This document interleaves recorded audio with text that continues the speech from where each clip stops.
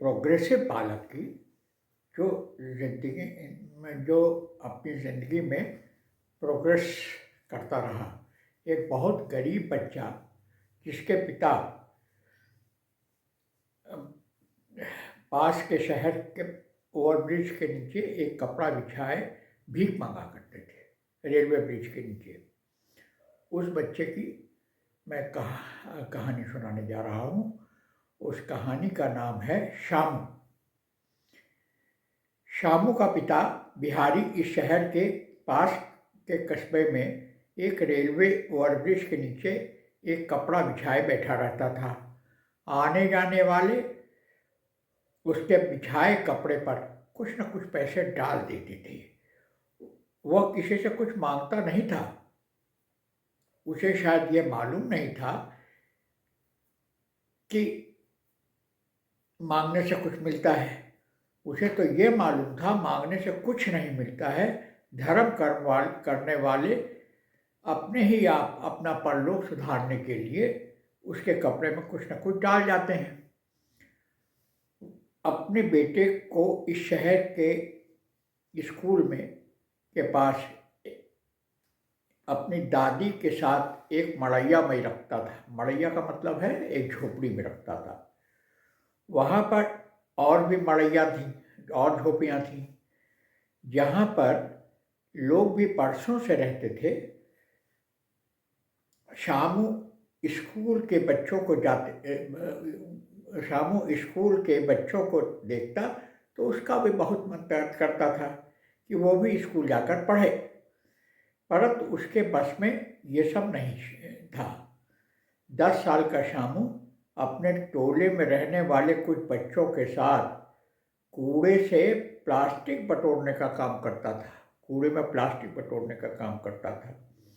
सवेरे सवेरे वो दूसरे लड़कों के साथ मिलकर पुरानी प्लास्टिक की थैलियाँ, पुराने टूटे प्लास्टिक की बोतलें, प्लास्टिक का और कोई सामान बटोरकर अपनी बस्ती के अंदर एक और लड़के को दे देता था। वो लड़का था चंदू। वो चंदू उसका क्या करता है ये उसे नहीं मालूम था, लेकिन उसे यह अवश्य मालूम था कि चंदू रोज शामों को कभी डबल रोटी तो कभी समोसा खाने को दे देता है। और ये भी जानता था कि चंदू का वो कचरा किसी न किसी को अच्छे पैसे में वो बेचता है। शामू का पिता बिहारी हमेशा इतवार को आता था। रविवार को पास वाले कस्बे में ऑफिस बंद होते थे, तब लोगों को की आमद रफत भी कम होती थी। भीख मांगने का काम तो इस शहर में भी हो सकता था। बगल के शहर से कोई मतलब नहीं, कस्बे से, इस शहर में भी हो सकता था। लेकिन उसके दोस्त ने उसे सुझाया था कि उस कस्बे में ज़्यादा आमदनी होती है, तब से वो वहीं बैठता है। इतवार और आमदनी होती भी थी वहाँ। इतवार को उसका आना होता था और घर का खाने का दाल चावल आटा सब्जी, कुछ सब्जी नमक तेल इत्यादि खरीद कर सोमवार को सवेरे सवेरे चला जाता था। शामू दादी के साथ बरसों से रह रहा था। पिता के साथ वो महीने के एक सप्ताह को 2 दिन बिताता था। तब उसके पिता अपने बदन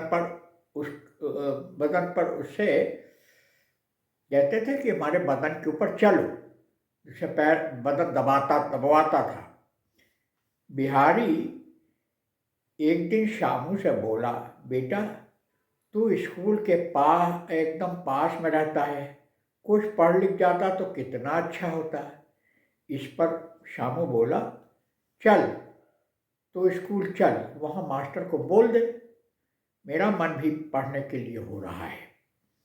बिहारी शामू से बोला, चल तू अभी चल, मैं अभी चल करके मास्टर को साहब से तेरे पढ़ने की बात करता हूँ। शामू उठ खड़ा हुआ। उसने अपने हाथ मुंह पर पानी की छींटे मारी और अपनी फटी और काली कमीज की बाहों में मुंह पोंछकर अपने पिता से बोला, चलो आज से समोसा कचौड़ी बंद, पढ़ाई शुरू। वो अवसर नहीं खोना चाहता था कि पिता ने अभी हाँ की है, कल वो पलट जाए तो फिर पढ़ने के लिए कब जा पाएगा पता नहीं। बिहारी भी एक झोंके में उठा और शामू का हाथ पकड़कर शामू को स्कूल लेकर गया। ऐसा शायद ही कभी होता हो कि शामू अपने पिता के साथ कहीं बाहर जाता हो। उस दिन जब शामू अपने पिता के साथ स्कूल के लिए जा रहा था तो उसके कुछ साथी उत्सुकता भरी नजरों से देख रहे थे। आखिर लालू ने उससे पूछ ही लिया, शामू तू कहाँ सैर करने जा रहा है? शामू कुछ नहीं बोला। इस पर बिहारी बोला, लालू जब ये अच्छे काम के लिए जा रहा है तो तूने खाली मोली टोक दिया। देखो काम बनता है कि नहीं बनता है। थोड़ी देर में बिहारी और शामू स्कूल पहुंच गए और परिसर के अंदर जाने के प्रयास में थे। स्कूल के बाहर खड़े गार्ड ने उन्हें रोका। अरे तुम अंदर कहाँ आ रहे हो बाबा? ये घर नहीं है, स्कूल है। यहाँ भीख नहीं मिलती है, बच्चे लोग पढ़ते हैं यहाँ। बिहारी बोला, सरकार बच्चे को पढ़ाना है इसीलिए यहाँ आया हूँ। गार्ड हंसा। फिर बोला, पहले बच्चे को साफ सुथरा बनाओ, साफ सुथरे अच्छे कपड़े पहनाओ, तब स्कूल में लाना। उसने स्कूल में घुसने तक नहीं दिया। बिहारी और शामू उदास मन से वापस घर चले आए। रास्ते में शामू ने अपने पिता से कहकर कपड़ा धोने के साबुन की एक टिकिया खरीदी। दूसरे दिन सवेरे तड़के उठकर नल सड़क के किनारे के नल पर रगड़ रगड़ के कपड़े धो रहा था। मंगू और चंदू ने उसे कपड़ों को साबुन से रगड़ रगड़ कर धोता देखा तो खूब हंसे। वे बोले, लगता है कि आज काली भैंस को धोकर उजली बछिया बना दोगे। ये कमीज साफ होने वाली नहीं है। शामू ने अपने पिता को नए कपड़े दिलवाने के लिए कहा। बिहारी समझता था कि शामू को स्कूल में जाने की इच्छा है, इसलिए वो भीख मांगे पैसों से बचाए कुछ पैसे लेकर अपने कस्बे में शामू के लिए कपड़े देखने लगा। बिहारी ने पुराने कपड़ों से बर्तन खरीदने वाले फेरी वाले से 2 सेट निकर कमीज खरीद लिए। फेरी वाले ने से ही उसने जूते भी खरीद लिए। अगले सप्ताह नए उत्साह के साथ शामू बिहारी के लाए जूते कपड़े पहनकर अपने पिता के साथ स्कूल गया। गार्ड ने उसे स्कूल के अंदर जाने से फिर रोक दिया। वह बोला, इस स्कूल में काफी पहले से बच्चों का नाम लिखा जाता है, बहुत पैसा भी लगता है। केवल बड़े घरों के बच्चे पढ़ते हैं। तुम्हें अगर अपने बच्चे को पढ़ाना है तो सरकारी स्कूल में जाओ। बिहारी क्या जाने सरकारी गैर सरकारी स्कूल। शामू रोने जैसा हो गया। बिहारी निराशा से बोला, यहाँ से चल, पढ़ना तेरी किस्मत में नहीं है। शामू का पिता बिहारी अपने काम पर चला गया। शामू दादी के पास लेटे लेटे सोच रहा था कि हम गरीब हैं तो क्या पढ़ाई लिखाई हमारे लिए नहीं है? हम क्या पढ़ नहीं सकते? बड़े आदमी नहीं बन सकते। फिर उसने सोचा, जैसे मछली का बच्चा मछली होता है, चिड़िया का बच्चा चिड़िया होता है, वकील का बेटा वकील होता है, उसी तरह भिखारी का बेटा भिखारी। अपने उत्तर से स्वयं संतुष्ट नहीं हुआ। उसने अपनी दादी से पूछा, क्या हम हमेशा भिखारी ही रहेंगे? दादी बोली, नहीं बेटा, अगर मेहनत करोगे तो किस्मत बदल सकते हो। शामू दादी की बात सोचते सोचते सो गया। उसने सपने में देखा एक पहाड़ से किताब नदी के उस पार रखी है। एक बहुत बड़ी पहाड़ सी किताब नदी के उस पार रखी है। वो किताब तक तैर के जाना चाहता है, लेकिन एक मगरमच्छ उसको पहुंचने नहीं दे रहा है। शामू अपनी कथरी के बिस्तर पर हड़बड़ा कर उठ बैठा। ये देखकर दादी बोली, जा सो जा, बहुत रात हो गई, तो उठकर क्यों बैठ गया? वो बोला, पास घड़ा है वो बोली, पास घड़ा है, पानी निकाल करके पी ले और सो जा। शामू रोने लगा और रो रो कर कहने लगा, मुझे किताब चाहिए, मुझे किताब चाहिए। दादी बोली, अभी तू सो जा, सवेरे तुझे किताब दूंगी। शामू ने सवेरे उठते ही दादी से फरमाइश की, दादी किताब। दादी ने एक पोटली निकाली और उसे खोलकर एक किताब निकाली। अपने हिसाब से दादी ने बहुत जतन से सुरक्षित रखी थी वो किताब। किताब के पन्ने पीले पड़ गए थे, लेकिन किताब के पृष्ठों का पीलापन उस किताब को एक ऐतिहासिक विरासत की वस्तु बता रहे थे। शामू उस किताब को अपनी छाती से काफ़ी देर लगाए रहा। फिर उसने दादी से पूछा, ये किताब तेरे पास कहाँ से आई? दादी बोली, ये किताब तेरे बाप बिहारी के लिए तेरा दादा लाया था, लेकिन बिहारी किताब छोड़कर भागता था, इसी से आज भीख मांग रहा है। लेकिन तू तो कुछ पढ़ लिख कर कुछ बन जा तो मुझे बहुत अच्छा लगेगा। थोड़ी देर शामू अपने रोज के काम से बाहर निकल गया। आज रास्ते में उसे चंदू मिल गया। उसके साथ मंगू और हरी भी थे। मंगू बोला, हुआ स्कूल, पढ़ लिख लिया? हम जानते हैं पढ़ना लिखना अपनी किस्मत में नहीं है, तू बेकार ही गया था, बेकार की सुनने के लिए। चंदू बोला, हो गया ना सारा कुछ। तेरा किस्सा अगर खत्म हो गया तो चल काम से फिर लग जा। इस बार एक चुंबक लगा डंडा शामू के हाथ में चंदू ने दिया। बोला, अब प्लास्टिक पन्नी के साथ तुम सबको लोहा भी जमा करना है। जमीन पर गिरा लोहे का टुकड़ा इस डंडे से उठाकर झोले में रखकर मुझे देना, फिर अपन लोग सब मिलकर मजा करेंगे। शामू को तो जैसे खेलने का एक अच्छा जुगाड़ मिल गया। उसने घुमाया फिराया और बोला, मैं तो बल्ला भांज रहा हूँ। फिर उसने कंधे पर रखा और बोला, अब मैं गार्ड साहब बन गया हूँ।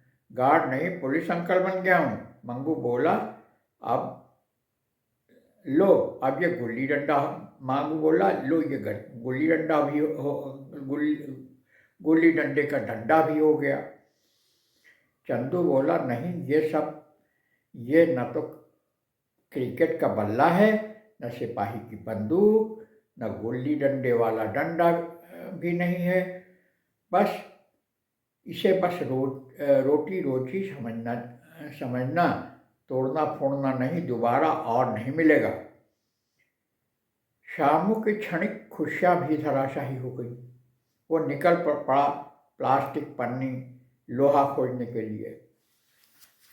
साधारणतः 2 लोग से अधिक बच्चे साथ साथ निकलते थे। उस दिन शामू अकेले ही निकल गया। वो अपनी बस्ती से बाहर निकल गया। एक कार मैकेनिक के गैरेज के बाहर पड़े कचड़े के मलबे से लोहे के टुकड़े बीन रहा था कि गैरेज का मालिक आ गया और उसने उसको पकड़ लिया और बोला, चोरी कर रहा है? श्यामू बोला, नहीं, कचड़े से लोहा बीन रहा हूँ। उस गैरेज के मालिक के इशारे पर उसके लोगों ने उसको पकड़कर गैरेज के एक कोने में बैठा दिया। थोड़ी देर में उस गैरेज के सब वर्कर आ गए। गैरेज के मालिक ने कहा, इसे कोई लड़का जानता है? सब चुप थे। तब एक लड़का बोला, मैं जानता हूँ, ये बिहारी नाम के एक भिखारी का बेटा है। मालिक बोला, तब तो जरूर चोरी कर रहा होगा, इन लोगों से मेहनत तो की नहीं जाती। श्यामू को गुस्सा आ गया और वो थोड़ा गर्म होकर बोला, बाबू, हम भिखारी जरूर हैं लेकिन चोर नहीं हैं, हमें कोई काम नहीं देता, तब भीख मांगने के अलावा और क्या रास्ता रह जाता है? चंदू भैया, हम चंदू भैया के लिए पुरानी पन्नी, प्लास्टिक और कचरा लोहा जमा करते हैं, इसी में 2 पैसे हमें मिल जाते हैं, हमसे कोई मजदूरी नहीं कराता। इतना कहकर वो रोने लगा। उस गैरेज के मालिक इशरत मियां थे। श्यामू की बात सुनकर कुछ द्रवित हो गए। उस दिन इत्तेफाक से कुछ दिनों से एक हेल्पर लड़का नहीं आ रहा था। वो लड़का काफ़ी दिन से नहीं आ रहा था। गैरेज में एक हेल्पर की ज़रूरत थी। इशरत मियां ने श्यामू से पूछा, काम करोगे? श्यामू ने तुरंत हाँ कर दी। इशरत ने उसे अपने गैरेज में हेल्पर के काम पर रख दिया। पाठकगण नाराज हो रहे होंगे कि एक तरफ तो चाइल्ड लेबर के विरुद्ध आवाज़ उठाने की मुहिम चल रही है, दूसरी ओर श्यामू को पढ़ाई की सुविधा न दिलाकर उसे गैरेज में नौकरी करने के लिए भेज रहे हैं। देखिए, मैं भी चाइल्ड लेबर एब्यूज़ के विरुद्ध में आवाज़ उठाने वालों का पक्षधर हूँ। हमारा फ़र्ज़ है कि हम उन सभी बच्चों के लिए उपयुक्त शिक्षा की व्यवस्था कर सकें जिनके माँ बाप उनके लिए उचित व्यवस्था नहीं कर सकते। लेकिन हकीकत की इस दुनिया में वास्तविकता कुछ और है।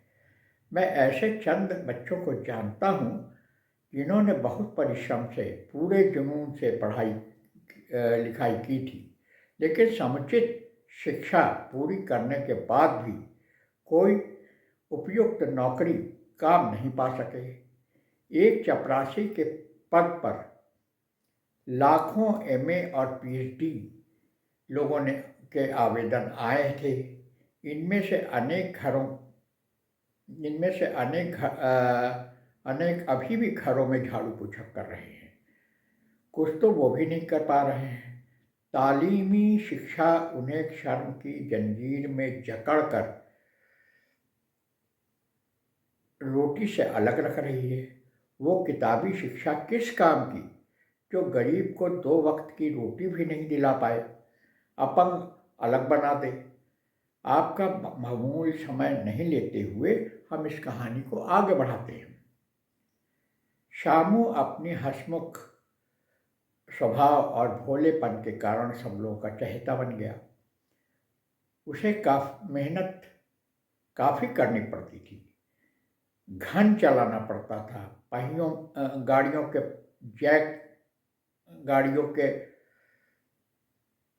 गाड़ियों में जैक लगाकर पहियों को निकालना लगाना पड़ता था, रिंच पाना, टूल सब पहचानना, मिस्त्री द्वारा मांगे जाने पर उसे देना आदि उसके काम थे। कुछ ही दिन में गैरेज के टूल्स, औजार आदि के नाम उसे मालूम हो गए। इस नए काम से बिहारी और श्यामू की दादी भी खुश थी। महीने में कुछ रुपए उसके हाथ में आ जाते। श्यामू काम भी सीख रहा था। शामू को यद्यपि अक्षरों का क्रमबद्ध तरीके से ज्ञान नहीं था, परंतु उसकी चेष्टाएं जारी थी। साथ में काम करने वाले लड़कों से उसे अक्षर ज्ञान करा दिया था। ये भाई इशरत भाई की कृपा और आज्ञा से हुआ था। खाने की छुट्टी में एक लड़के राधे ने उसे अक्षर ज्ञान कराया। ऐसा उसने शामू के बार बार अनुरोध करने पर किया था। उसके बदले में शामू दादी के हाथ की बनी रोटी खिलाता था। शामू अक्षरों को मिलाकर आवाज़ के हिसाब से पढ़ना लिखना सीख रहा था। जीवन ढर्रे पे आ गया था। दादी ने उसे सिखाया था कि जो भी काम करो मेहनत और लगन से करो। इशरत भाई को उसने कई बार ग्राहक के छूटे रुपए पैसे जो गाड़ी में मिलते वो ला के दे देता था। इशरत भाई उसकी मेहनत और लगन और ईमानदारी से बहुत खुश रहते थे। इशरत मियाँ के पिता के भाई लोग भारत पाकिस्तान के बंटवारे के समय पाकिस्तान चले गए थे, लेकिन इशरत मियाँ पिताजी के अपने परिवार के साथ भारत छोड़ने पर नहीं गए। इशरत मियाँ अपने माता पिता की इकलौती संतान थे और उनका भी एक ही बेटा था। इंटरमीडिएट में पढ़ रहा था। उसका नाम था नुसरत सिद्दीकी। वो पढ़ने लिखने में तेज था। इशरत भाई उसकी मेहनत और लगन को अहमियत देते थे। नुसरत की पढ़ाई लिखाई की ओर विशेष ध्यान देते थे। नुसरत पढ़ाई से कुछ समय निकालकर अपने पिता के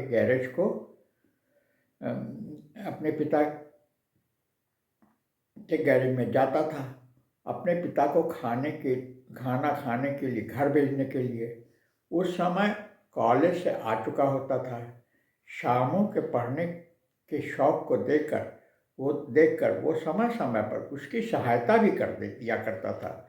दरअसल कॉलेज में नुसरत के एक लेक्चरर ने गरीब बच्चों की पढ़ाई की समस्या का जिक्र किया था। संवेदनशील नुसरत भी सोचता था कोई दिशा में कुछ काम करे।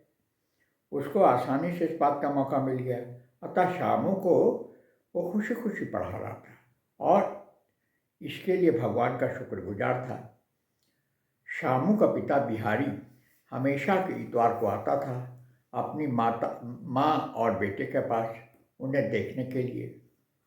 वो शामू से खुश रहता था। उसकी हमेशा इच्छा रहती थी कि शामू पढ़ लिख कर बड़ा आदमी बन जाए, लेकिन स्कूल में दाखिला नहीं मिल पाने से वो असहाय महसूस करता था। भीख से पाए पैसे उसने अपनी माँ के हाथ सौंप के जाता था। शामू की दादी उन पैसों को बहुत जतन से रखती थी। शामू को भी पता नहीं था कि दादी के पास कितना पैसा है,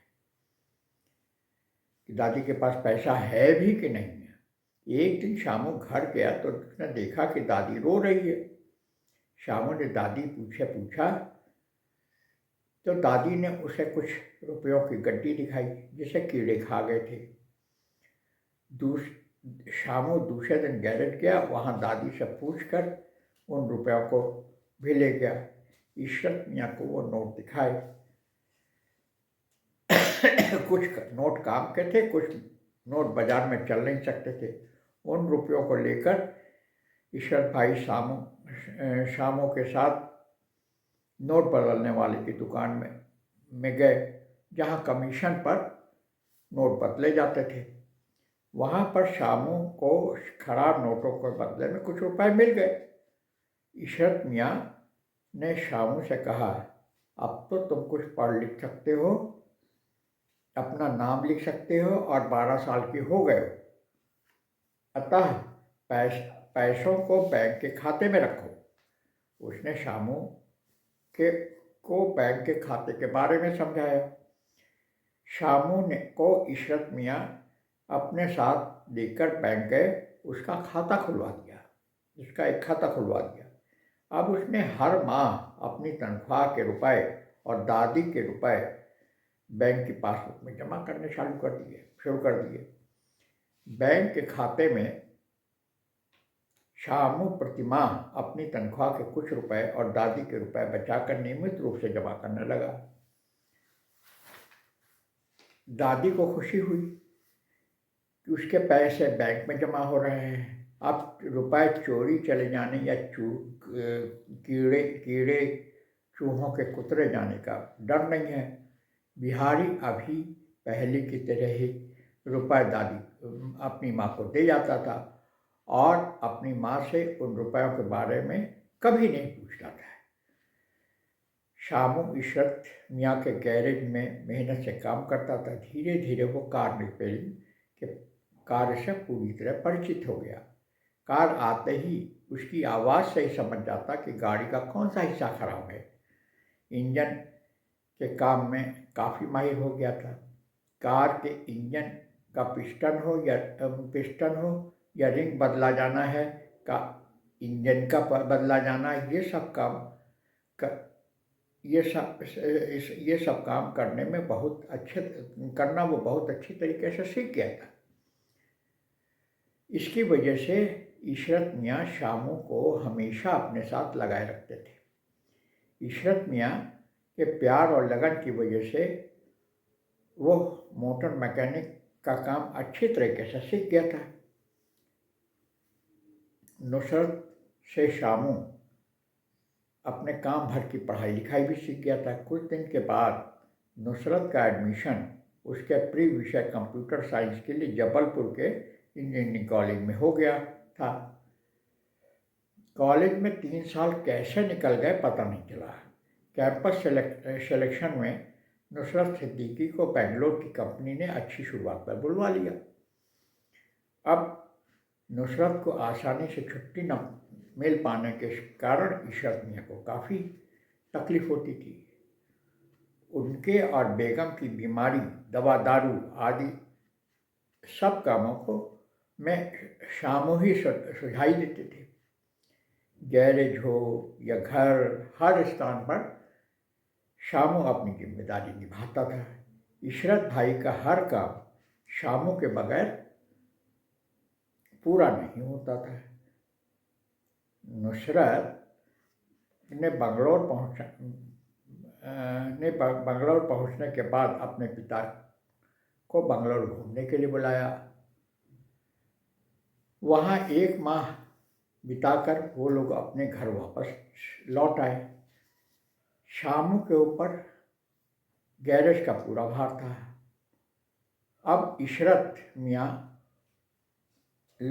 जब इशरत मियाँ लौट कर आए तो गैरेज ठीक ठाक मिला। प्रत्येक दिन का हिसाब किताब लिखा हुआ मिला। ये सब देखकर इशरत मियाँ खुश हो गए। अब गैरेज का काम शामू करता था। शामू को जब अधिक जिम्मेदारी के काम मिलने लगे थे, बैंक में रुपया जमा करना, निकाल कर लाना, सारे काम शामू करता था। इशरत भाई जब विशेष ज़रूरत के समय ही काम अपने हाथ में लेते थे। नुसरत भाई की माँ शामू पर बहुत भरोसा रखती थी। इशरत मियाँ को डायबिटीज़ है, इसलिए शामू को उन्होंने हिदायत दे रखी थी कि इशरत मियाँ को बाहर की चीज़ें नहीं खानी है। 12 बजे की चाय शामू गैरेज के किसी लड़के को घर भेज कर मंगवा लेता था। नुसरत भाई की माँ एक चाय शामू के लिए भी भेजती थी। उस दिन इशरत मियाँ बाज़ार गए थे। गर्मियों के दिन थे। बाज़ार में प्यास बुझाने के लिए उन्होंने 2 गिलास शिकंजी पी ली थी। लू चल रही थी, जिससे हीट स्ट्रोक लग गया और शिकंजी उन्हें काफ़ी नुकसान कर गई थी।